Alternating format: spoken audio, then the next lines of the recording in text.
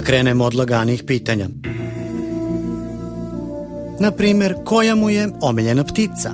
Ako ste mislili da je Slavuj, nije. Ali pticu, rekao bi, kako se kaže, owl. Oro. Sova. Sova, da. Kod Slavuja je zakazao. Da vidimo kakav je u prepoznavanju Slavujevih pesama. Polomit ću čaše od kristala. Ta pesma mi je najomiljena. Čaše bi mogao da polomi, a da li bi mogao i da ih opeva? Može i to. Ne na živo. Ne može na živo. Možda bi i mogao da nam nešto otpeva, ali mama nije dozvolila. Ima nešto u tome, ja mislim. A sad finalni dokaz.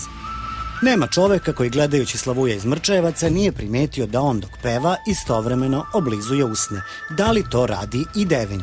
Mama je i na to imala odgovor. Ponekad. Dobro, možda se ponekad i oblizuje, a ima li nekih drugih sličnosti? Ko bi to mogao da zna bolje od mame? Zubi su kompletno ko da je neko kapirao zube Miroslavljeve iz mlađih dana i njegovi zubi, osmeh, čelo, mnogo toga ima. Mamin i naš test je prošao. Sad je na redu Miroslav. Naljutit ćeš me ti.